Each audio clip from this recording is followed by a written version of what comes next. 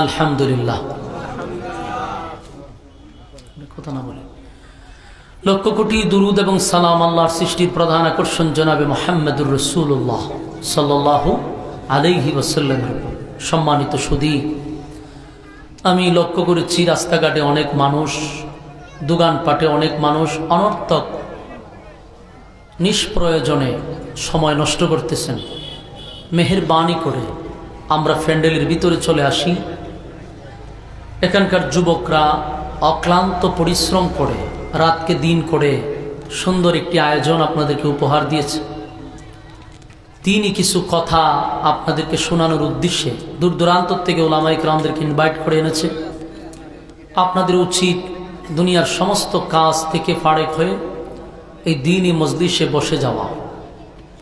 অত্যন্ত গুরুত্বপূর্ণ একটি মজলিস, ফজিলতপূর্ণ একটা মজলিস। যতক্ষণ প্যান্ডেলের ভিতরে থাকব গুনাহ না হওয়াটাই সম্ভব। প্যান্ডেলের বাহিরে গেলে গুনাহ হওয়া সম্ভব। তাই গুনাহমুক্ত পরিবেশে আমরা বসে যাই। আর মেহেরবানি করে আপনারা কথা বললেন না ভাই, সময় কম। ওই যে পোলাপানগুলো আশেপাশে দাঁড়ায় রয়েছে কথা বলতেছে, ভিতরে আসলে আসেন, নাহলে বাহিরে চলে যান, কথা বললেন না প্লিজ। সবচেয়ে বিরক্ত হইল কথা বলা। মেহেরবানি করে আপনারা কথা না বলেন। আমি বিনয়ের সাথে বলবো প্যান্ডেলে চলে আসুন। যতক্ষণ বসা থাকবেন আল্লাহর রাসূল বলেন নাজালাত আলাইহিমুস সাকিনা, দ্বীনি মজলিসে যারা বসা থাকে উপর থেকে সাকিনা রহমত নাজিল হয়। আসেনি সুবহানাল্লাহ? আসেনি? থাকলে কইেন, নয়ের যাতে না দেয় আরেকটু কমান। আমি আপনাদের সামনে মহাগ্রন্থ আল কোরআনের একটা কমপ্লিট সূরা তেলাওয়াত করছি। এই সূরাটাকে সামনে রেখে আমরা কথা শুনবো ইনশাআল্লাহ। একটু কমান, বেশ কমান। যেহেতু সময় খুব কম, আমার পরে আরো দুইজন আলোচক আছে। আমিও আপনার এখান থেকে আবার আরেক জায়গায় যেতে হবে। আমার হবিগঞ্জে গিয়ে যুবকরা দাওয়াত দিয়ে আসছে, অনেক দূর গেছে, তারা গিয়া তারপরে দাওয়াত দিছে। অত্যন্ত মহব্বত করে আমাকে এখানে আনছে। আপনারা সময়টা রাস্তায় নষ্ট না করে এখানে চলে আসুন। যতক্ষণ কথা বলবো আমরা কথা বলবো কোরআন থেকে ইনশাআল্লাহ। আপনারা আরামের ঘুম হারাম করে ব্যবসা বাণিজ্য বন্ধ করে এখানে বসছেন গিচ্ছা শোনার জন্য, কাল্পনিক গল্প শোনার জন্য। তাহলে কথাগুলি দিলের কান লাগায়া শ্রবণ করতে হবে ইনশাআল্লাহ। সূরা দোহা নাজিল হয়েছে মক্কাতুল মুকাররমায়। নাজিল হওয়ার অনেকগুলা কারণ আমি পেয়েছি, যেগুলাকে তাফসিরের ভাষায় বলে শানে নজুল। এর অনেকগুলা শানে নজুল আছে। এই সূরাটা কেন নাজিল হলো, নাজিলের প্রেক্ষাপটটা কি ছিল, কেনই আল্লাহ নাজিল করলো সূরাটা, আমরা এই বিষয়টা একটু বোঝার চেষ্টা করি। রাসূল আরবি সাল্লাল্লাহু আলাইহি সাল্লাম অসুস্থ ছিল। তো অসুস্থতার কারণে কন্টিনিউ যে একটা তাহাজ্জুদের নামাজ রাসূল পড়তেন, ওটা আর পড়তে পারতেছে না অসুস্থতার কারণে। এর মধ্যে ওহী আসাও বন্ধ, এটা একটা কারণ। কারণ ওহীটা সাধারণ কোনো বিষয় না। এটা রাসূলের উপরে যখন নাজিল হতো রাসূলের শরীরে কম্পন সৃষ্টি হতো। তাই হয়তো বা রাসূল অসুস্থ থাকার কারণে ওহী কিছুদিনের জন্য বন্ধ ছিল। তো কন্টিনিউ তাহাজ্জুদে রাসূল উঠতে পারতেন না। তো তাহাজ্জুদের নামাজ যদি রাসূল উঠতেন তখন কিন্তু তেলাওয়াত করত। আর এই তেলাওয়াত শোনার জন্য অনেক বেঈমানরা রাত জাগ্রত থাকতো, রাতে জায়গা থাকতো রাসূলের তেলাওয়াত শোনার জন্য। সুবহানাল্লাহ আসেনি? আপনারা কোনা না কোনটা লাগাইতে একটু খুঁয়ে লইবেন। আমি তো আপনাদের পরিচিত, ঠিক না? দেবীদের তো আমি থেকে গেছি। তো আমি তো নতুন কেউ না, বাসার তো মনে বুঝেন। যদিও মাঝে মধ্যে বাইপাসে কিছু হবিগঞ্জে বাসা আসে, তো চাইলে তো শুদ্ধ করে বলতে পারবো না, এটা আমার আঞ্চলিকতা চলে আসে। তো বুঝেন যেহেতু আমার সাথে একটু আওয়াজ দিন।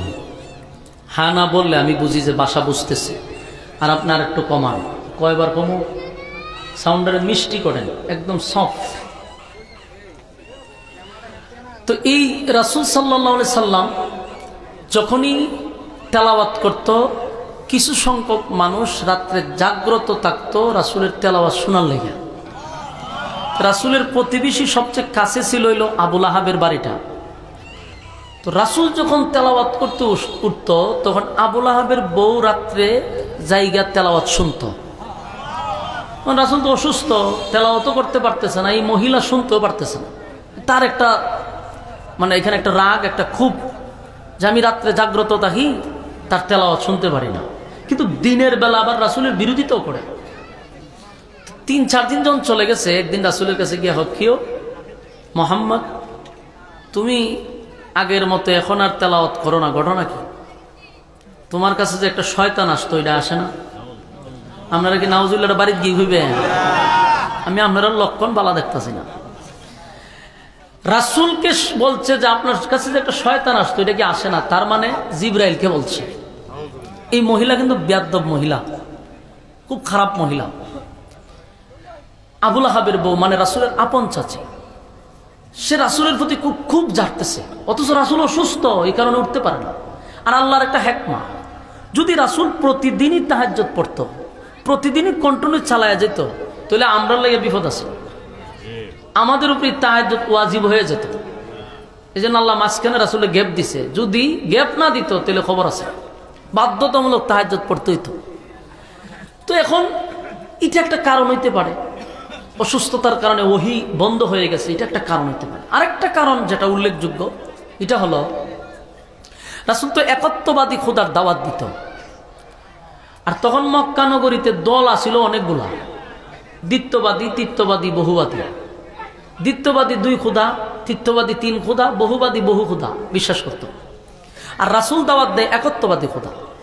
এই মক্কার কিছু মানুষ রাসূলের কাছে বারবার এই বিষয়টা নিয়ে মুখামুখি হয়েছে যে আমাদের সমাজে বাপ দাদার ধর্ম আমরা পালন করতেছি, আমাদের মধ্যে একটা সমাজ নিয়ে আসি, আমাদের পূর্বপুরুষদের ধর্ম পালন করে আছি, সেটার মধ্যে আছি, তুমি মাঝখানে একত্ববাদীর খোদার দাওয়াত দাও, আমাদের বংশের মধ্যে ফাটল সৃষ্টি করতেছ, আমাদের মিল মহব্বত তুমি নষ্ট করতেছ।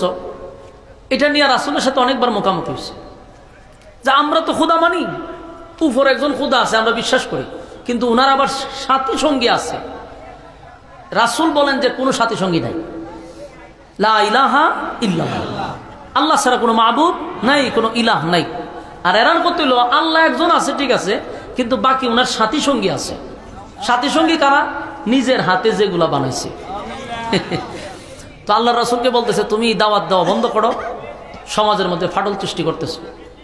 রাসূল বলেন দেখেন আল্লাহ আমাকে পাঠাইছেন রাসূল হিসাবে, এরা তো গেছে মেজাজ গরমে, তুমি আমাদের সাথে চলছো, আমাদের সাথে খাইছো, আমাদের সাথে উঠা বসা করছো, তুমি রাসূল হইলা কখন থেকে? তো রাসূল তাদেরকে বিভিন্নভাবে বোঝানোর পরে তারা কোনোভাবেই রাসূলের সাথে কথা বলে পারে না। এই ফুলাফান্ডিরে কথা বলাই দিন বন্ধ করে ভাই, মনোযোগ দিয়ে শোনেন, আল্লাহর কসম একটা কথা আমি আমার মন গড়া বলবো না, কোরআন থেকে কথা বলতেছি, আপনার আগে মনোযোগ দিয়ে ভূমিকাটা বুঝতে হবে, তাহলে আলোচনা বুঝবেন, নাহলে বুঝতেন না। ভূমিকাটা খুব মনোযোগ দিয়ে শোনেন। এরা যখন রাসূলের সাথে কয়েকবার মুখামুখি হয়েছে, কিন্তু রাসূলের সাথে কথা বলে পারে না, তারা কোনো না কোনো জায়গায় আটকা পড়ে যায়। শেষে মক্কার মানুষরা নিজেরাই বলতে লাগলো যে শুনো, আব্দুল্লাহর পুত্র মুহাম্মদের সাথে কথা বলতে গেলে আমাদের আসমানি এলেমের যোগ্যতা লাগবে, দুনিয়াবি এলেম দিয়ে তার সাথে মোকাবেলা করার মতো আমাদের যোগ্যতা নাই। তার সাথে কথা বলতে গেলে কি লাগবে? আসমানি এলেম লাগবে, কারণ তার কাছে যে ওহী, তার কাছে যে এলেম আছে এটা হলো আসমানি এলেম। তাদের মধ্যে যারা পণ্ডিত, তাদের মধ্যে যারা তাওরাতের আলেম, এরা কিন্তু এই বক্তব্যটা দিচ্ছে। এরা বুঝতে পারছে যে তার সাথে যে আমরা কথা বলি আমরা তো পারি না, আমরা তো আটকা পড়ে যাই, কারণ এই এলেম কোথার থেকে আসে? কথা হয় না, আসমানি এলেম। এই জন্য দেখবেন এটার একটা প্রভাব আমাদের মধ্যে আছে, আপনারা একটু খেয়াল করবেন। আমরা বাংলাদেশে 16 বছর যে একটা ঘটনা দেখছি, টকশোতে আলেমকে ডাকা হইতো কথা বলার জন্য, একজন আলেমকে ইনভাইট করতো, বাকি 5টা নাস্তিক থাকতো। বাস্তব না বাস্তব? আমি একটা জিনিস, আপনারা তো টকশো দেখছেন, আর আমি একটা জিনিস সবসময় চিন্তা করতাম যে আলেম একজন, রামবাম 5টা বসায় রাখে, ঘটনাটা কি? তখন আমার ওই কথা ইয়াদ দিল যে রাসূলের যুগেও বেঈমানরা রাসূলের সাথে কথা বলতো, রাসূল একজন, এরা যাইতো 10-15 জন, কিন্তু কোনোভাবেই রাসূলের সাথে কুলায় উঠতে পারে না। কারণ রাসূলের কাছে আসমানি এলেম, এ যুগের আলেমদের কাছেও আসমানি এলেম থাকার কারণে 10টা নাস্তিকেও টকশুতে একজন আলেমের সাথে পাল্লা দিয়ে পারে না। বাস্তব না বাস্তব? দেখেন টকশুতে এই কতগুলা নাস্তিক বইতো, কক কক কক কক কইরা আস্তানা টকশু গরম করতো। আর আমাদের ওলামায়ে কেরাম মাঝখানে একটা কথা হয়তো ফেস দিয়ে বসে থাকতো, কোনোভাবে এরা উড্ড করতে পারতো না, কারণ এটা আসমানি এলেম। আর এরা যে এলেম নিয়ে আলেমদের কাছে যায়, একটা সময় এরা 5 জনে মিলেও একজন আলেমকে গাইল করতে পারে না। বাস্তব না বাস্তব? ঠিক মক্কার মানুষ বুঝতে পারছে যে না, কাম হইতো না, তখন এরা আবার মিটিংয়ে বসলো, কি করা যায়, তার সাথে মোকাবেলা করব কিভাবে। তখন এদের মধ্যে একজন বলল, শুনো, তার সাথে কথা বলতে গেলে আসমানি এলেম যারা জানে তাদেরকে দিয়ে কথা বলাইতে হবে। তারা কারা? মক্কা নগরীতে তাওরাতের আলেমের সংখ্যা কম, কিন্তু মদিনাতে তাওরাতের আলেমের সংখ্যাটা বেশি। খুব প্রয়োজনে আমরা মদিনায় যাব, সেখান থেকে আয়ার করে আমরা তাওরাতের আলেম নিয়ে আসব, তারপরে মুহাম্মদের সাথে কথা বলব। এরা 8-10 জন লোক 400-450 কিলোমিটার দৌড়াইয়া গেছে মদিনায়। মদিনায় গিয়া তাওরাতের কিছু পণ্ডিত, তারা ছিল ইয়াহুদি, ইয়াহুদিদের কাছে গিয়া বলল যে দেখেন, আমরা মক্কার সবচেয়ে প্রভাবশালী লোক আপনার কাছে আসছি একটা সমস্যার সমাধানের জন্য। কি সমস্যা? বললো, আমাদেরই বংশের, আমাদেরই রক্তের, আমাদেরই বাতিজা, সে নতুন এক ধর্ম নিয়ে আসছে এবং আমাদের সাথে চললো, আমাদের সাথে খাইলো, আমাদের সাথে উঠলো, আমাদের সাথে বসলো, হঠাৎ করে সে নিজেকে রাসূল দাবি করে। এখন এর দ্বারায় প্রভাব পড়ছে কি, আমাদের আত্মীয়তার বিচ্ছিন্ন হয়ে গেছে, সম্পর্ক নষ্ট হয়ে গেছে, ফাটল সৃষ্টি হয়ে গেছে। এর সুষ্ঠু একটা সমাধান চাই, আমরা মক্কার থেকে আসছি, আপনারা যেহেতু তাওরাতের আলেম। মক্কার ইহুদিরা বলল, আচ্ছা, যার কথা তোমরা বলতেছো ওনার নাম কি? বললো যে ওনার নাম হইল মুহাম্মদ।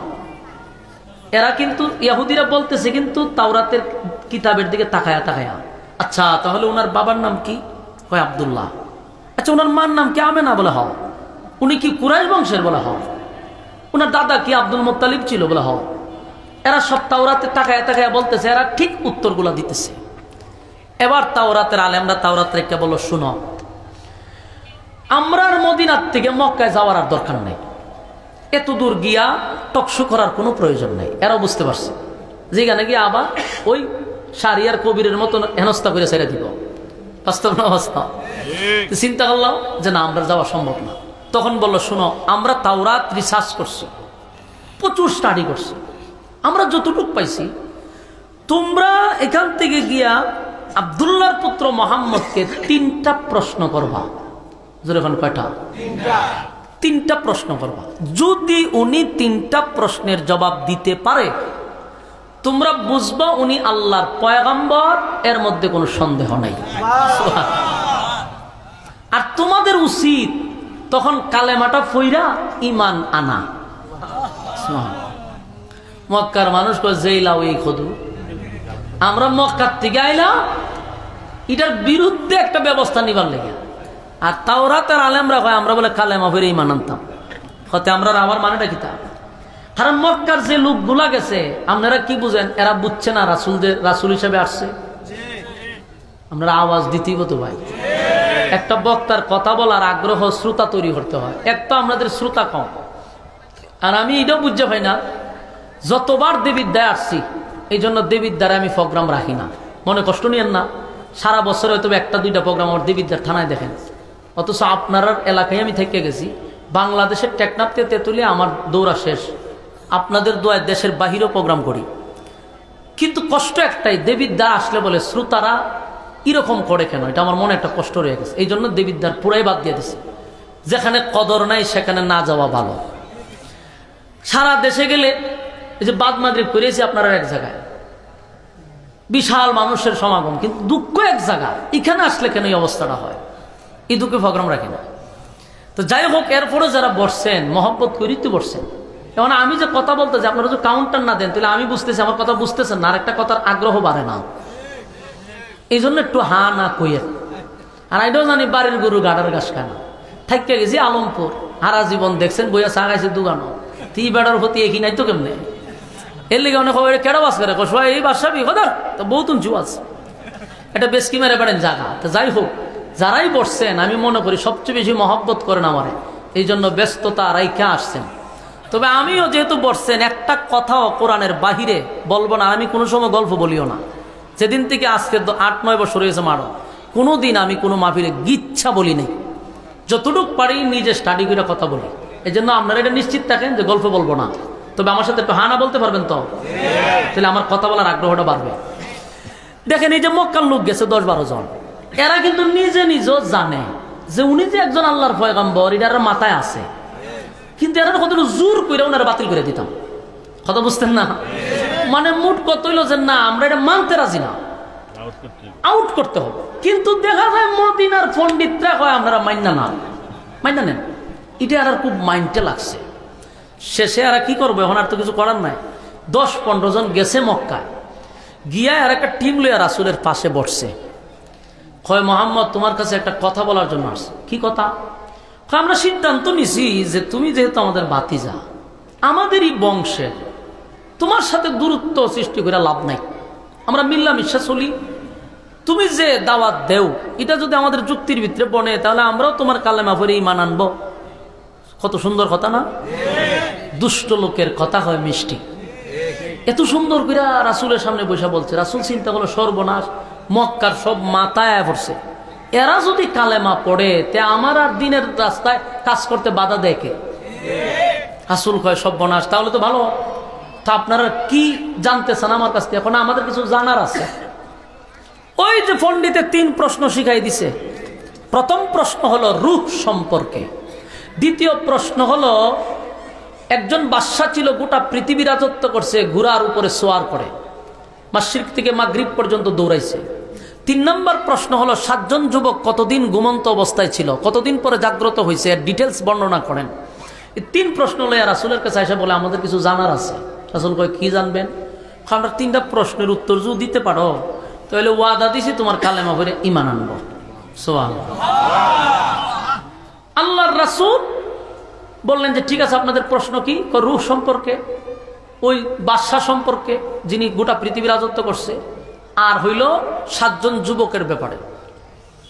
রাসূল বলল ঠিক আছে, আপনারা আগামীকালকে আইসেন, আমি 3টা প্রশ্নের জবাব দিয়া দিব।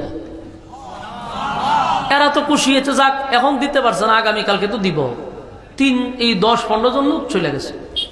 রাসূলের ধারণা ছিল সকালে জিব্রাইল আসে, বিকালে জিব্রাইল আসে, রাত্রে জিব্রাইল আসে, বলবো উত্তর দিয়া দিব, আমি বইলা দিব, শেষ। কিন্তু এদিন তার জিব্রাইল আসে না। ঘটনা কি? রাসূল কি নিজের থেকে কোনো কথা বলতেন না? আল্লাহ যা জানাইতেন তা বলতেন। এটা আমাদের আকীদা। রাসূল গায়েব যদি জানতো তাহলে সেদিনই 3 প্রশ্নের জবাব বইলা দিত। এখন যারা গায়েবের উপরে আকীদায় বিশ্বাসী, আপনাদের কাছে আমার প্রশ্ন, কথা তো বলতেছে কোরআন থেকে, আপনি আমার জবাব দেন। গায়েব যদি রাসূলই জানতো, 3 প্রশ্নের জবাব কেন দিতে পারলো না? বোঝা যায় রাসূল নিজের থেকে একটা কথাও বলে নাই, আল্লাহ যা বলতেন রাসূল তা বলতেন। পরের দিন জিবরাইল আসে না। এখন রাসূল তো ডেট দিছে, তো তোমরা আগামীকালকে আইসো। এই 10 জন লোক আবার আগামীকালকে আসছে। আইসা কয়ও আমরা উত্তর কও। রাসূল কয় সর্বনাশ, জিবরাইল তো আসছে না। আচ্ছা ঠিক আছে, আজকে হইতো না, আপনারা আগামীকালকে আসেন। আবার ডেট দিছে আগামীকালকের। আগামীকালকে জিবরাইল আসলো না। পরের দিন আবার এই 10 জন লোক আসছে, কয় আজকে হইছে না, পরের দিন আইন। পরের দিনও জিবরাইল আসে না। ফরসিনি মহাচিন্তা। আচ্ছা আপনারাই বলেন তো, আপনারা এখানকার মসজিদের ইমাম সাহেবের যদি একজন মুসল্লি গিয়া হুজুর একটা ফতোয়া আলোয় আইছে আপনার কাছে, এটা উত্তর দিন চান, ইমাম সাহেব আপনারা কইছে আগামীকালকে আইসেন, আমি দিকে জানাবো। তার মানে হুজুর অবশ্যই একটু মোতালা করবে, তারপর আপনারা বলবে। পরের দিন গেছেন হুজুর, এর পরের দিন আইন, এর পরের দিন গেছেন কোন, এর পরের দিন আইন। আপনার মেজাজটা গরম হইব নি? আপনি কি করবেন? আপনি দেবিদ্দার থানা গেটের সামনে গিয়ে চা লইবেন, একটা বিস্কুট লইয়া সেটা 4-5 জন লইয়া হইবেন, কয়ও এরার গ্রামও যে একটা হুজুর রাখছে, এটা আসলে হুজুর হবে কোনো হুজুর নেই, কি এর আলেম রাখছে? ফাও এক হুজুর রাখছে, মানুষের বাদ খেলে গরম ভাত খায় আর ঘুমায় আর ফেট বাড়ায়। যত সমালোচনা আছে, সারাটা দেবিদ্দার থানা গেট থেকে নিয়ে নিউ মার্কেট পর্যন্ত বাদ রাখবেন আপনি? যাইবেন আর কইবেন, যাইবেন আর কইবেন। হুজুর ভাইছেন তো সমালোচনা করতে মজা, জনমের গাওয়া গাইবেন। ঠিক এরাও এই কাজটাই করছে। এরাও গোটা মক্কায় মানুষের সামনে গিয়ে কইসলাম নি যে উনি কোনো নবী টবি না, উনি আমাদের বাপদাদার ধর্মের মধ্যে সুনকালি দিবার লেগে বেরিয়েছে।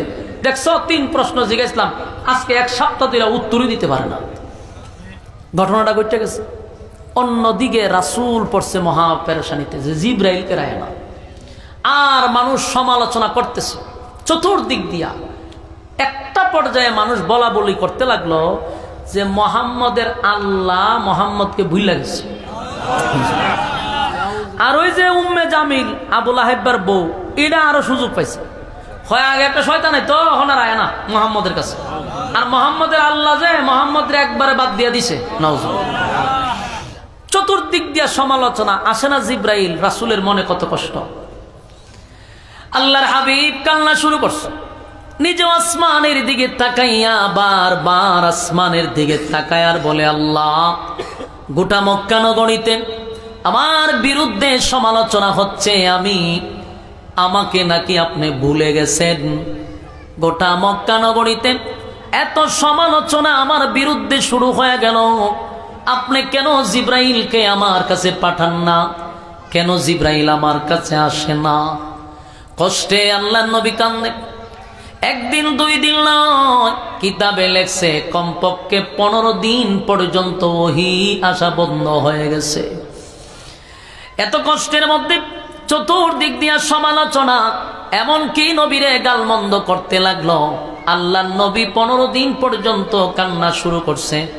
একটা পর্যায়ে নবী নিজেই বলতেছে, আল্লাহ, আপনি কি সত্যি আমাকে ভুলে গেছেন? মনের কষ্টে চতুর্দিক দিয়া মানুষ বলে, আব্দুল্লাহর পুত্র মুহাম্মদের আল্লাহ মুহাম্মদকে ভুলে গেছে রে। নবীও কান্দে, আল্লাহ, কেন আপনি জিব্রাইল পাঠান না? কেন ওহী আসে না? নবীও কান্দে, মানুষও গালমন্দ করে। এক পর্যায়ে নবী নিজেই বলতে লাগলো, মালিক, আপনি কি সত্যি আমারে ভুলে গেছেন গো? কি এমন অপরাধ আমি করলাম? কেন জিব্রাইলকে আপনি পাঠান না? কেন জিব্রাইল আসে না? মানুষ আমার এত গালমন্দ করে। আল্লাহর পয়গম্বরের চোখ দিয়া পানি 1 দিন 2 দিন নয়, 15 দিন পর্যন্ত পানি ঝরতে ছিল। কান্নায় রাসূল কান্নায় ভেঙে পড়ল, কিন্তু আয়াত নাজিল হয় না। রাসূল কাঁদতে কাঁদতে সকালে দৌড়াইয়া আসমানের দিকে তাকায়া থাকে, বিকালে ঘর থেকে বাহির হইয়া আসমানের দিকে তাকায়া থাকে, কখন রে জিব্রাইল আসবে। একটা পর্যায়ে নবীর কান্না, আল্লাহ বলেন, জিব্রাইল রে, আমার বন্ধুর কান্না আমি বরদাস্ত করতে পারি না। বন্ধু কান্দে। এক পর্যায়ে বন্ধু বলতে লাগলো, আমি নাকি আমার বন্ধুরে ভুলে গেছি। না জিব্রাইল, আমার বন্ধুরে আমি তো ভুলি নাই, আমার বন্ধুরে আমি বলতে পারি না। জিব্রাইল পাঠায়া দিল। কতদিন পরে? 15 দিন পরে জিব্রাইল আলাইহিস সালাতু ওয়াস সালাম যখন রাসূলের সামনে হাজির হইছে, সূরা দুহা লইয়া, সুবহানাল্লাহ, এই সূরা দুহা তখন নাজিল হয়। কতদিন পরে? 15 দিন ওহী বন্ধ হওয়ার পরে যেদিন জিব্রাইল আসছে রে, সূরা দুহা নিয়ে আসছে। রাসূল ছিল একটু অভিমান, জিব্রাইলের প্রতি একটু রাগ। 15 দিন কান্নাকাটি করছে, যেহেতু জিব্রাইল আসে না। আজকে যেহেতু জিব্রাইল আসছে, পয়গম্বর বলেন, জিব্রাইল রে, 15 দিন কেন আসলি না? 15 দিন পর্যন্ত কেন আমার কাছে আসলি না?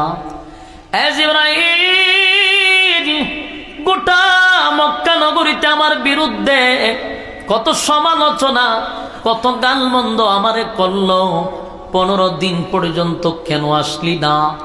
জিব্রাইলের প্রতি নবী একটু রাগ দেখাইল, অভিমান করল। জিব্রাইল কয়, হুজুর, আমি আসতে চাই, আমার মালিক আসতে দেয় না। আমি তো আসতে চাই গো নবী, কিন্তু আমার মালিক যে আমারে আসতে দেয় না। আমার মালিক আমারে নিষেধ করছে না আসার জন্য, তাই তো আমি আসতে পারি না।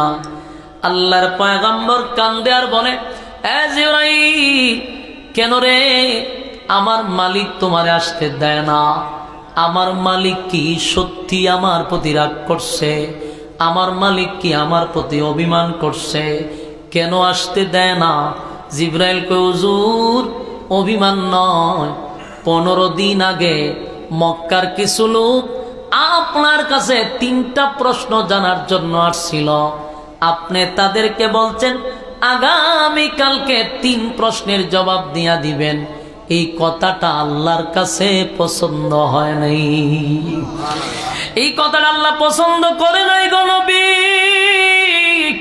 মাঝখানে আপনি ইনশাআল্লাহ বলেন নাই। ইনশাআল্লাহ না বলার কারণে 15 দিন আমি জিবরাইল রে আপনার কাছে আসতে দেয় না। বিদ্যারের বাইর কথাগুলি মনোযোগ দিয়া শুনেন। ইনশাআল্লাহ কত বড় একটা কথা, যেই কথাটা না বলার কারণে আমার আল্লাহ 15 দিন ওহী বন্ধ করে দিল। যেই জিবরাইল সকালে বিকালে আসে সেই জিবরাইলের আশা বন্ধ করে দিল। তাহলে ইনশাআল্লাহ এটা কি সাধারণ? ইনশাআল্লাহ বলার দরকার আছে নি? ইনশাআল্লাহ না বলার কারণে নবী 15 দিন কানলো। ইনশাআল্লাহ না বলার কারণে ওহী 15 দিন বন্ধ হলো। ইনশাআল্লাহ না বলার কারণে জিবরাইল আসলো না। সেই ইনশাআল্লাহ কিয়ামত পর্যন্ত যেন উম্মত না ভুলে। আল্লাহর নবী বলেন জিবরাইল 15 দিন পর্যন্ত ইনশাআল্লাহ না বলার কারণে বুঝি তুমি আসো নাই? বলে না নবী গো, আপনার উম্মতি, আপনার যত উম্মতি মুহাম্মদী কিয়ামত পর্যন্ত যত উম্মত আপনার থাকবে, এই ঘটনাটা যেন তারা স্মরণ রাখে। একবার ইনশাআল্লাহ না বলার কারণে 15 দিন ওহী বন্ধ করে দেওয়া হয়। 15 দিন আমারে আশা বন্ধ করে দেওয়া হয়। 15 দিন আপনার চোখের পানি পড়ে। তাই আপনার উম্মত যেন ইনশাআল্লাহ না বলে। বলুন আমরা কি ইনশাআল্লাহ বলবো? কথা কয় না? আমরা কোনো কাজ করতে গেলে সর্বপ্রথম বলবো ইনশাআল্লাহ। আগামীকালকে ঢাকা যাব, মাঝখানে কি হবে? ইনশাআল্লাহ। আমি ঢাকা আগামীকালকে যাব ইনশাআল্লাহ। আগামীকালকে বিবাহ করবেন ইনশাআল্লাহ। কথা হয় না? মাঝখানে ইনশাআল্লাহ না বললে আপনি যে আগামীকালকে ঢাকা যাবেন, মাঝখানে যদি ইনশাআল্লাহ না থাকে, আল্লাহ কয় তুই যে যাইবি কোনো গ্যারান্টি আছে তোর? আমি যদি না চাই তুই কেমনে যাইবি? এই জন্য ইনশাআল্লাহ শব্দের অর্থ হলো আল্লাহ যদি চায়। বলুন ইনশাআল্লাহ শব্দের অর্থ কি? আল্লাহ যদি চায়। আল্লাহ যদি চায় তাহলে ঢাকা যাব। আল্লাহ যদি চায় বিবাহ করব। আল্লাহ যদি চায় রাতের খাবার খাবো। কথা হয় না? এই জন্য মাঝখানে ইনশাআল্লাহ বলা দরকার। এবার আসুন, রাসূলকে রাগ ভাঙাইছে। এবার আল্লাহ বলে বন্ধু আপনি যে কানলেন আর বললেন আমি আপনারে বুইলা গেছি, আল্লাহর নবী কিন্তু কাঁদছে আর বলছে মালিক সবাই বলা বলি করে আপনি নাকি আমারে ভুইলা গেছেন। সত্যি কি মালিক আপনি আমারে ভুইলা গেছেন? আল্লাহ তখন সূরা দুহা নাজিল করে 2টা কসম করে। কয়টা? বলুন কসম কয়টা? এই সূরার শুরুতে 2টা কসম আছে রে। আল্লাহ তখন 2টা কসম করে বন্ধুরে সান্ত্বনা দেয়। সূরাটা পুরা সূরাটাই নবীরে খুশি করার লাগে নাজিল করছে। সুবহানাল্লাহ। পুরা সূরা দুহাটা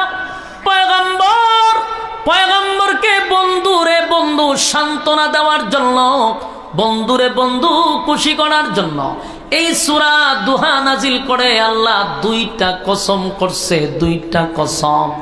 শুরুতেই আল্লাহ বলেন ওয়াদ-দুহা, দিনের আলোর কসম। ওয়াদ-দুহা, দিনের আলোর কসম। চাষতের নামাজের সময় যেই রুদ্রটা উঠে, 12টার আগ পর্যন্ত রোজের রৌদ্রটা যেই পরিমাণ উঠে, সেই সময়টার কসম করেন আল্লাহ। ওয়াদ-দুহা, দিনের আলোর কসম, দিনের আলোর কসম।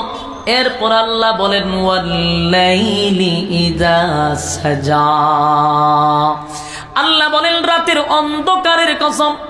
যেই সময়ে রাত্রিটা নিঝুম হয়ে যায় সেই সময়ের কসম। ওয়াল-লাইলি ইযা সাজা, রাতের অন্ধকারের কসম। তাহলে এই সূরার 2টা কসম। একটা একটা হলো দিনের আলোর কসম, আরেকটা হলো রাতের অন্ধকারের কসম। কিন্তু আমি আরো দুইটা ব্যাখ্যা পাইছি। তাফসীর কারকরা বলেন আল্লাহ ওয়াদ-দুহার আরেকটা অর্থ এখানে উঠান। আরেকটা অর্থ হলো ওয়াদ-দুহা, নবীর সুন্দর চেহারার কসম। সুবহানাল্লাহ। আল্লাহ কয় ওয়াদ-দুহা দিয়া আরেকটা ব্যাখ্যা হলো আপনার সুন্দর উজ্জ্বল চেহারার কসম। নবীর চেহারা কত সুন্দর, যেই নবীর চেহারা নিয়ে আল্লাহ কসম করছে। সুবহান। আমার নবীর চেহারা কত সুন্দর,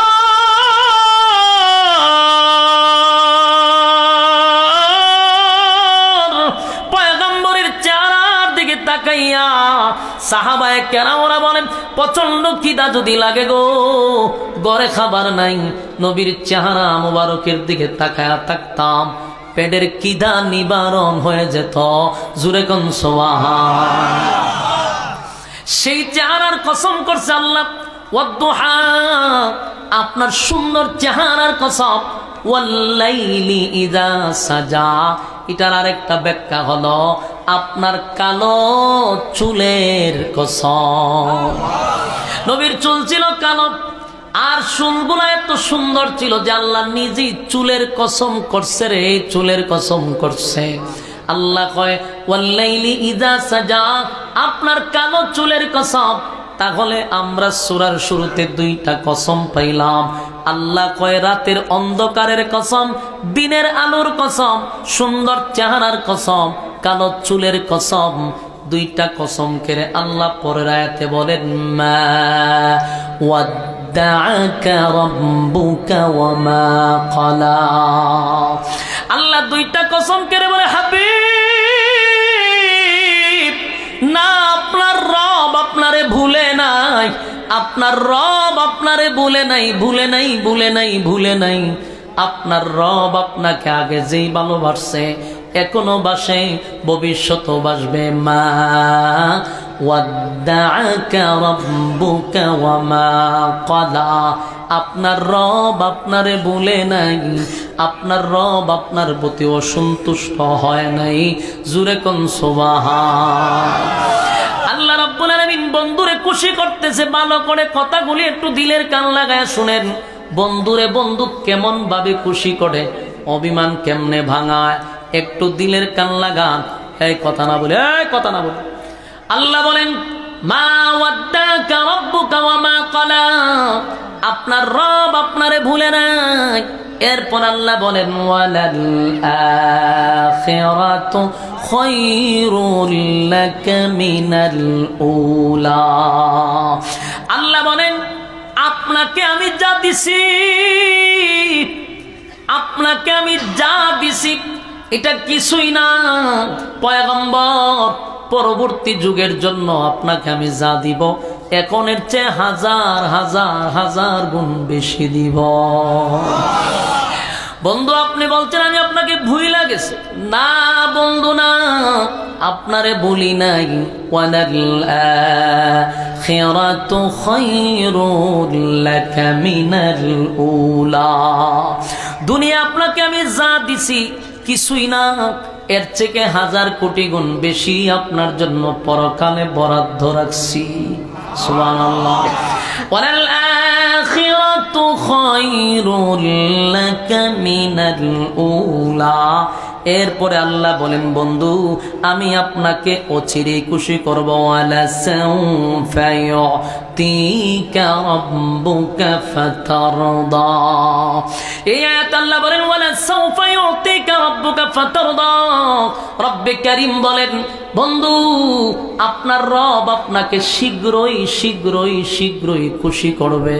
সুবহানাল্লাহ। কেন এই কথা বললেন? ওয়ালা সাউফা ইউতিকা রাব্বুকা ফাতারদা। আল্লাহ কেন বললেন আপনাকে খুব শীঘ্রই খুশি করব? এর ব্যাখ্যা তাফসীর কারকরা বলেন আল্লাহ ওয়ালা সাউফা ইউতিকা রাব্বুকা ফাতারদা এই আয়াতের ব্যাখ্যা করছে হয়তোবা রাসূলকে মক্কা বিজয়ের ইঙ্গিত করছে আল্লাহ, হয়তোবা রাসূলকে আরশে আজিমের মেহমান বানাবে এটার ইঙ্গিত করছে আল্লাহ, হয়তোবা আল্লাহর পয়গম্বর আল্লাহর কাছে অনেক কিছু দাবি করছিল উম্মতের জন্য, সেই দাবিগুলা হয়তো আল্লাহ পূরণ করছে। এই জন্যই আল্লাহ বলেন ওয়ালা সাউফা ইউতিকা রাব্বুকা ফাতারদা, আপনার রব আপনাকে শীঘ্রই খুশি করবে, শীঘ্রই খুশি করবে। যুবক ভাইরা, আল্লাহর নবী আল্লাহর কাছে একবার দরখাস্ত করছিল। দরখাস্তটা হলো, মালিক আপনি বলছেন আমারে খুশি করবেন, আমার একটা উম্মত যদি জাহান্নামের ভিতরে থাকে গো, আমি নবীরে আপনি খুশি করতে পারবেন না।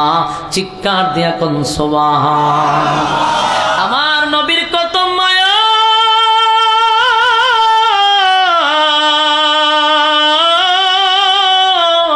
উম্মতের প্রতি নবীর কত মায়া রে।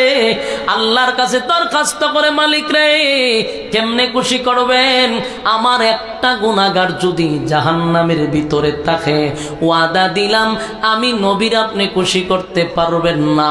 হয়তোবা আমার আল্লাহ এই জন্যই আয়াতটা নাজিল করে বলেন ওয়ালা সাউফা ইউতিকা রাব্বুকা ফাতারদা, আপনার রব আপনাকে শীঘ্রই খুশি করবে, শীঘ্রই খুশি করবে। এ যুবক ভাইরা, এরপরে আল্লাহ বলেন আলাম ইয়াজিদকা ইয়াতীমান ফাআওয়া, এরপর আল্লাহ বলেন আপনাকে আমি এতিম অবস্থায় পেয়েছিলাম। আল্লাহ বন্ধুরে বুঝাইতেছে, ওই যে বন্ধু অভিমান করছে যে আপনি আমরা ভুলে গেছেন, একের পর এক আল্লাহ জবাব দিতেছে। আল্লাহ বলেন আলাম ইয়াজিদকা ইয়াতীমান ফাআওয়া, আপনি কি এতিম অবস্থায় ছিলেন না, আমি কি আপনাকে আশ্রয় দেই নাই? সুবহানাল্লাহ, আমি আপনাকে এতিম অবস্থায় পেয়েছি, আমি আপনাকে আশ্রয় দিয়েছি। এরপরে আল্লাহ বলেন ওয়াজাদাকা আইলান ফাআগনা, তিনি কি আপনাকে পথ হারা অবস্থায় পান নাই? আপনাকে তো উনি আপনাকে পথ দেখাইলো। এখানে ব্যাখ্যা হলো, কথাগুলি আগে বুঝতে হবে না ফেস লাগাইবেন। নবী কি পথ হারা ছিল? আল্লাহ বুঝাইছেন এটা আপনি পথ হারা অবস্থায় আপনাকে পেয়েছি, আমি আপনাকে পথ দেখাইছি। তার ব্যাখ্যা হলো, যেই ছেলেটা ইতিম হয়, যার গার্জেন থাকে না, যার কোনো গার্জেন থাকে না, এই ছেলেটা পড়ালেখা করতে পারে না, সমাজে প্রতিষ্ঠিত হতে পারে না। এই সমস্ত ছেলেগুলা হয় টুকাই হয়, না হলে শিশু গ্যাংয়ের সঙ্গে জড়িত হয়, ঠিক নেই, নেশাগ্রস্ত হয়, কারণ তার কোনো গার্জেন নাই, তার পিছনে কেউ নাই।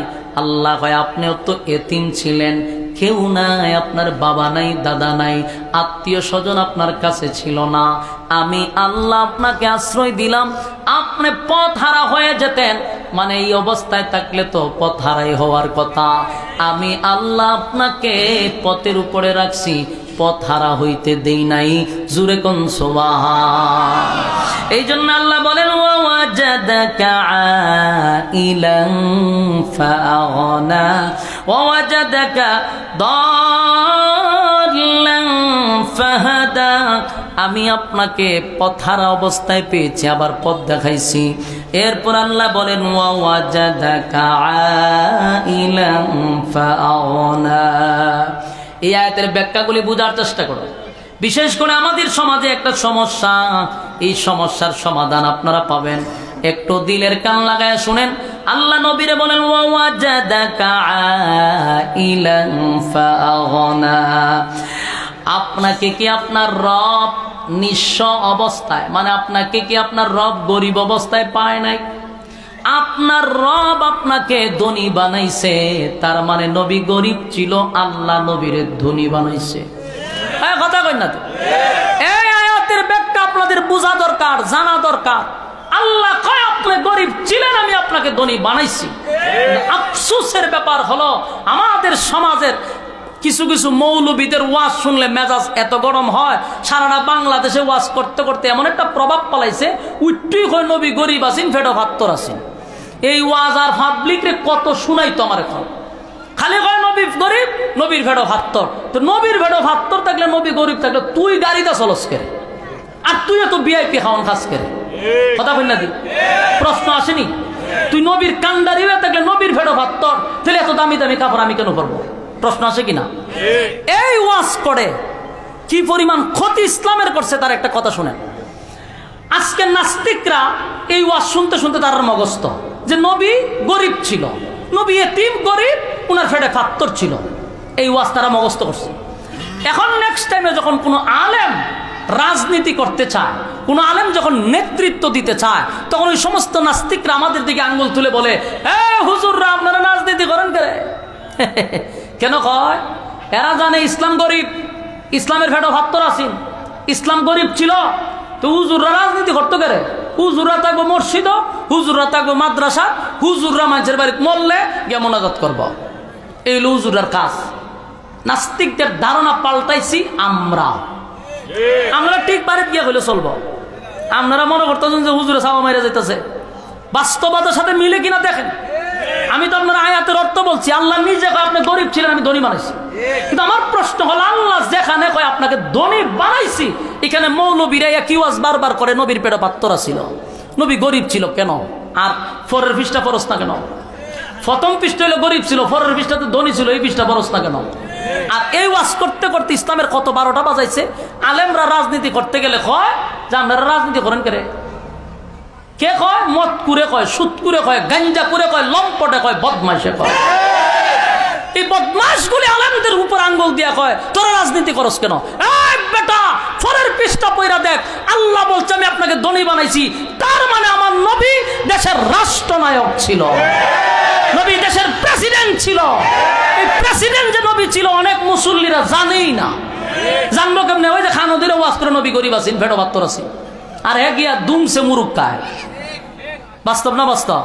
এই ওয়াজ করে যখন খাইতে যাবে খাওয়ানোর প্লেট লইবেন, বলে হুজুর ফাত্তর লই ফেটো বান্ধেন। ইসলামের একটা সীমা আছে।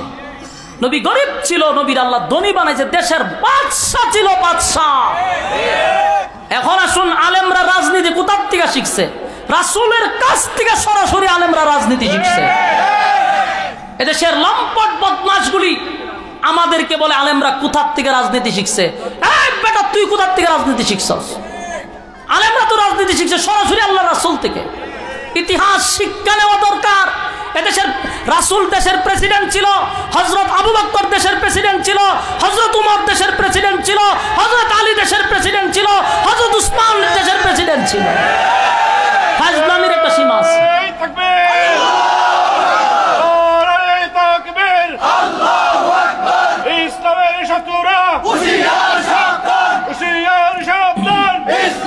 সম্মানিত সুধী, এখন প্রশ্ন হলো, এই ওয়াজ এতদিন শুনছেন, এটাও ঠিক আছে, ফেলে পাথর বাঁধছে সত্য, কিন্তু এর পরের বিশ্বাস যায় না।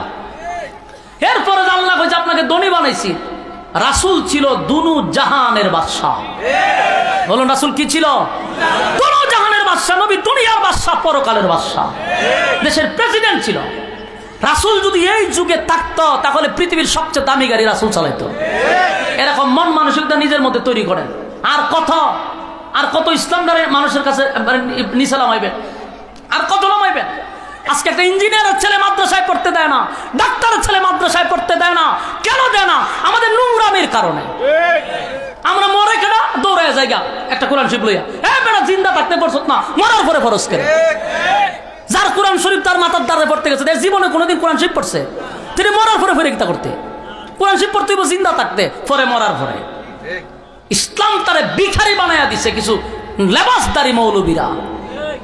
এগুলো বললে তো আপনার কষ্ট লাগবে। কষ্ট লাগলে কি তা? আমার যেটা সত্য কথাটা বলতে হবে। আমার ধারণা হলো প্রত্যেকটা আলেমের একটা করে বাড়ি, একটা করে গাড়ি, শান শৌকতে থাকা দরকার। আজকে আমাদের কারণে আজকে ডাক্তারের ছেলে মাদ্রাসা দেয় না কেন? কয়ে দিয়া কিতা করতাম, হে তো মাদ্রাসার পয়রা চিন্তা করবো কোন বেড়া মরবো। এই চিন্তা মাথার থেকে বাহির করতে হবে।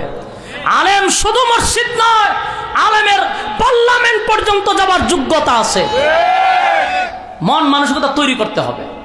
আমাদের মধ্যে গুতাগুতি বাদ দিতে হবে। হিংসায় ডিব্বা বৈরাত রাখছে।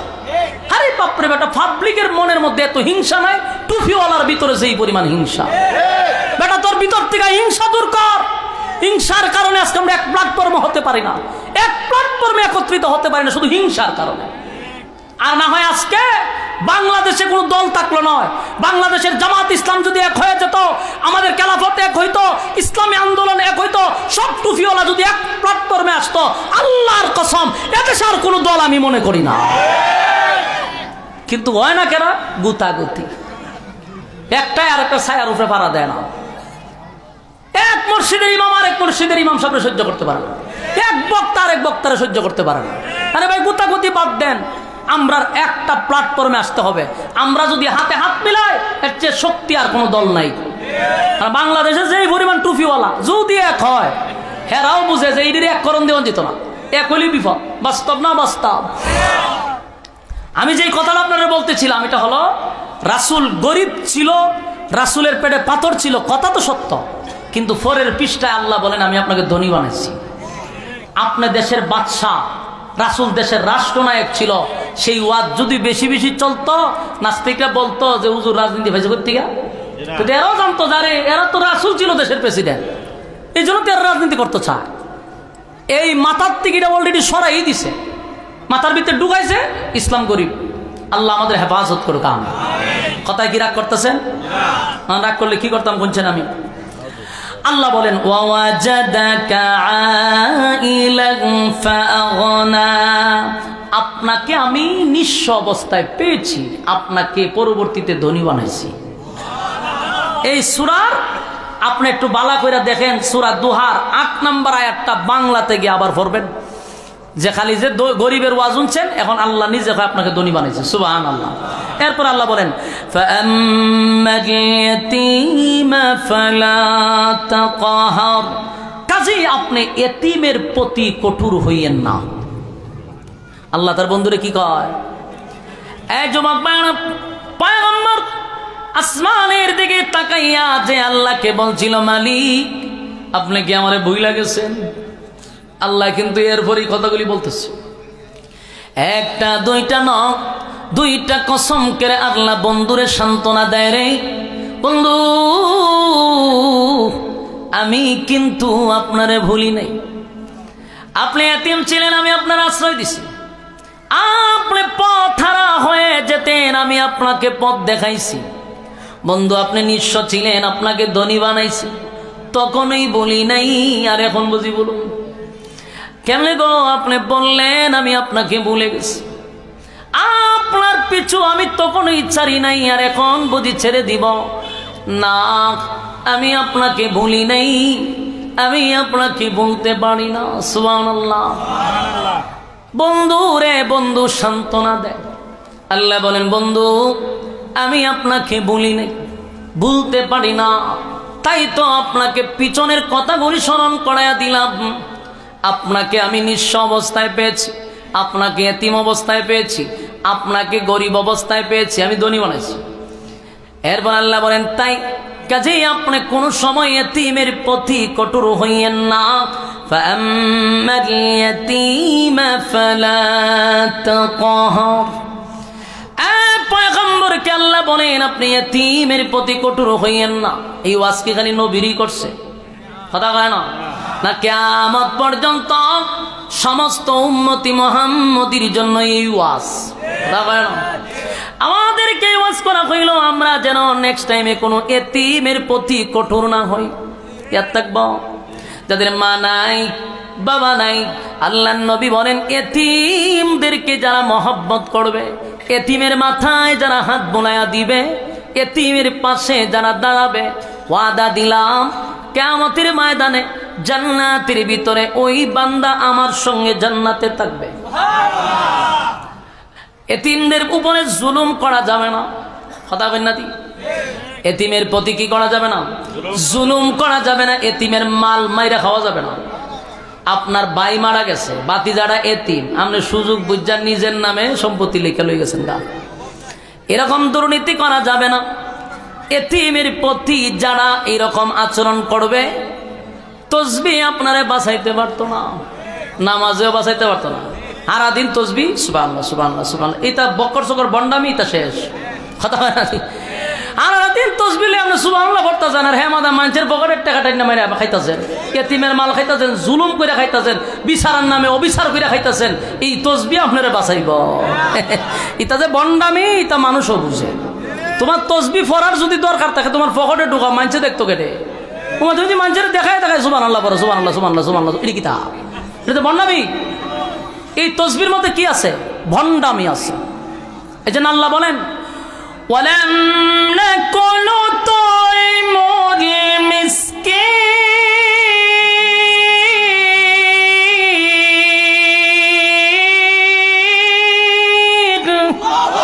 আল্লাহ বলেন মিসকিন যারা, এতিম যারা, এদের মাল মাইরা খাওয়া যাবে না, এদের পাশে দাঁড়াইতে হবে। ইয়ার থাকবো না আপনারা না? এর সুযোগ পাইয়া, দুর্বল পাইয়া যদি সমস্ত সম্পত্তি আপনার নামে লিখে নেন, হাসরের মাঠে তসবিহ বাঁচাইতে পারবে না, নামাজ বাঁচাইতে পারবে না। কারণ কিয়ামতের মাঠে আল্লাহ হবে ইনসাফওয়ালা বিচারক। দুনিয়া তুমি যে বেইনসাফি বিচার করছো, টাকার কারণে দুর্বল মানুষের বিচারটা তুমি ঘুরাইয়া দিছ, সবল মানুষ দোষী হওয়া সত্ত্বেও তারা তুমি নির্দোষ বানাইছ বান্ডিলের কারণে। বাস্তব না বাস্তব? সমাজের যে বিচার, বিচারকদেরকে বলছি, হাসরের মাঠে আল্লাহর সামনে দাঁড়াইয়া হিসাব দিতে হবে। তুমি যে বিচার করছো, এটা কোন ধরনের বিচার? 10 মিনিটের বিচার তারা 3 সপ্তাহ ঘুরায়। বাস্তব না বাস্তব? 3 সপ্তাহে 3 বার ফকরে দেখা করন লাগে। আল্লাহ বলেন মালিকি ইয়াউমিদ্দিন, কিয়ামতের কঠিন ময়দানে আমি আল্লাহ যখন বিচারক হয়ে যাব, সেদিন কিন্তু উপায় থাকবে না, সমস্ত বেইনসাফি মানুষগুলা ধরা পড়বে। কথা বলে না? বেইনসাফি মানুষগুলা ধরা পড়বে। দুনিয়ার জমিনে অনেক মানুষ আল্লাহর সামনে দাঁড়াইব, আল্লাহ জিগাইব, কিরে 60 বছরের সময় দিলাম, তোর আমলনামার মধ্যে গোলামি পাইলাম না। কয় আল্লাহ এটা কি কন? আমি তো 5 ওয়াক্ত মসজিদে নামাজ পড়ছি, আমি তো কেন্দ্রীয় মসজিদ উবাইদ সাহেবের পিছনে নামাজ পড়ছি। বাস্তব না বাস্তব? 5 ওয়াক্ত দিন নামাজ পড়লাম, তো নামাজ দিন নাই, ওইটা নামাজ কি আমার লেগে পড়ছ? লোক দেখাবার লেগে পড়ছ, লোক দেখানো হয়ে গেছে, এলে তোর আমলনামার মধ্যে নামাজ নাই। অসংখ্য নামাজিরা নামাজ পড়ার পরেও কিন্তু হাসরের মাঠে নামাজ লেখা নাই।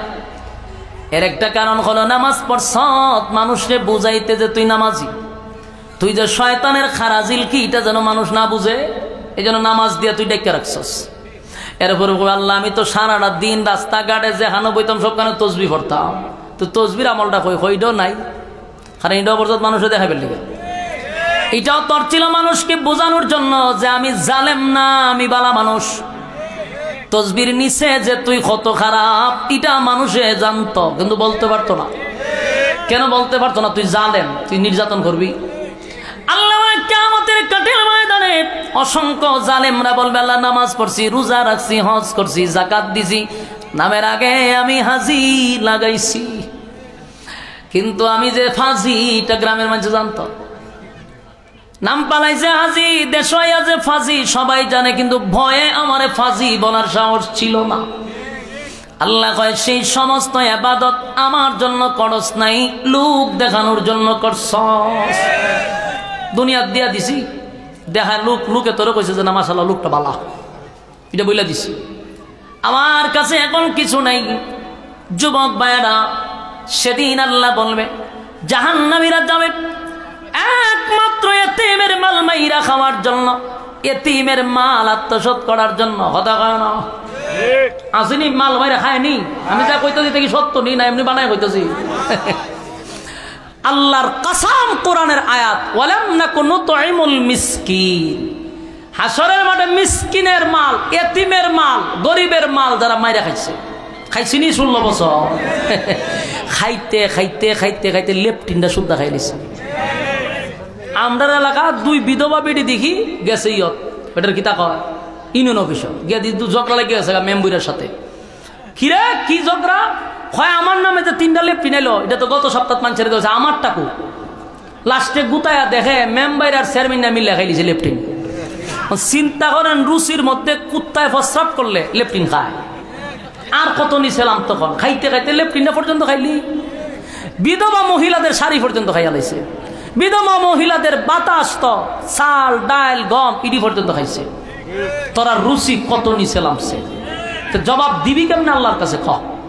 কেমনে জবাব দিবি? খাইয়া তো ফেট ফুলাইছস, জবাব দিবি কেমনে যে তুই এতিমের মাল মাইরে খাইছস? তুই জনগণের সম্পদ লুটপাট করছস, কি জবাব দিবি আল্লাহর কাছে? এই জন্য আল্লাহ বলেন, পয়গম্বর আপনাকে আমি কিন্তু এতিম অবস্থায় পাইছি, সাবধান গো নবী, এতিমদের প্রতি আপনি কঠোর হইবেন না। আল্লাহ বলেন, বন্ধু এতিমের প্রতি কঠোর হইয়েন না।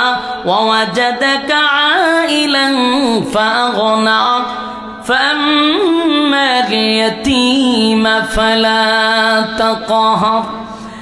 কাজে আপনি এতিমের প্রতি কঠোর হইয়েন না। আপনি কিন্তু এতিম ছিলেন পয়গম্বর, আমি আপনাকে ধনী বানাইছি। এরপর আল্লাহ বলেন, ওয়া আম্মাস সাইলা ফালা তানহার। মানুষের প্রতি আপনি তিরস্কার কইরেন না, মানুষরে টিটকারি কইরেন না। একজন মানুষ দুর্বল, আপনার সমপরিমাণ না, তারা তিরস্কার করা যাবে না। রাসূলকে ওয়াজ করতেছে, কিন্তু ওয়াজ কিন্তু রাসূলের জন্য না, উম্মতের জন্য, আমাদেরকে শিক্ষা দিতেছে। কথা কি বুঝতেছেন? আল্লাহ বলেন, আপনি মানুষের প্রতি তিরস্কার করবেন না। ওয়া আম্মাস সাইলা ফানা বিনিআমাতি রাব্বিকা ফাহাদ্দিস। তাই আপনার নিজের রবের নিয়ামত প্রকাশ করেন। যুবক ভাইরা আমার, আল্লাহ রাব্বুল আলামিন বন্ধুরে অভিমান ভাঙানোর জন্য, বন্ধুর রাগ ভাঙানোর জন্য এই সূরাটা নাজিল করে। দুইটা কসম করে, ওয়াদ্দুহা দিনের কসম, ওয়াল্লাইলি ইযা সাজা রাতের কসম। মা ওয়াদ্দাআকা রাব্বুকা ওয়া মা ক্বালা। আল্লাহ বন্ধুর রাগ ভাঙাইতেছিল আর বলতেছিল, বন্ধু আপনার প্রতি আমি রাগ করি নাই, আপনাকে আমি বলি না। এই সান্ত্বনা দেওয়ার জন্য এতগুলি ওয়াজ নবী করছে। এবার আসুন, পয়গম্বরকে সান্ত্বনা দিল, রাগ ভাঙাইল। আল্লাহ হয় আগেই বলছি না, আর এখন বলুম আপনারে, কেউ ছিল না মক্কা নগরীতে যখন নবী কালেমার দাওয়াত দিত। আপন চাচা আবু লাহাব নবীর বিরোধিতা করত। ওই যে উম্মে জামিল মহিলা দৌড়ায় গিয়া কয়, শয়তান কি এখনো আসে নাই? এই মহিলা নবীর চাচি ছিল রে, কিন্তু পয়গম্বরের বিরোধিতা করছে। নবীর তেলাওয়াত শোনার জন্য রাত্রের বেলায় মহিলা জাগ্রত থাকত, দিনের বেলা নবীর বিরোধিতা করত। কথা কি বুঝতেছেন? এই মহিলা দিনের বেলায় বিরোধিতা করত, আর রাত্রের বেলায় এই মহিলা নবীর তেলাওয়াত শোনার জন্য দাঁড়ায় থাকত। আল্লাহ বলে, বন্ধু যখন আপনার কেউ ছিল না, কালেমার দাওয়াত দিতে গিয়ে আপনি মাইর খাইতেন, রক্তাক্ত হয়েছেন, আমি আল্লাহ কি আপনার পাশে ছিলাম না? আমি কি আপনারে ভুলে গেছি? আপনারে তায়েফের ময়দানে রক্তাক্ত করছে, রক্ত জড়াইছে, আমি আল্লাহ কি আপনারে ভুলে গেছি? না বন্ধু না, আপনার শরীর দিয়া রক্ত জড়াইছে, আমি আল্লাহ আপনার ইজ্জত আর সম্মান বাড়ানোর জন্য আরশে আজিমের মেহমান বানাইছি। সুবহানাল্লাহ।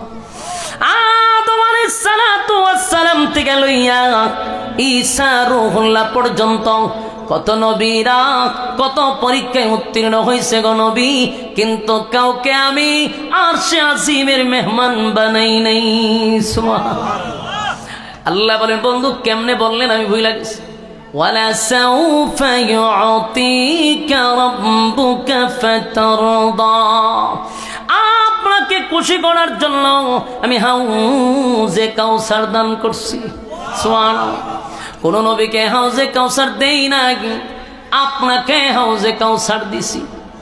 দুনিয়ায় থাকতেই আপনাকে হাউজে কাউসার আমি দেখায় আনছি সশরীরে। বন্ধু আপনারে ভুলি নাই। বন্ধু যে রাগ করছে, আল্লাহ কয় আপনারে আমি রাগ ভাঙানোর জন্য সূরা দুহা নাজিল করে দুইটা কসম করছি।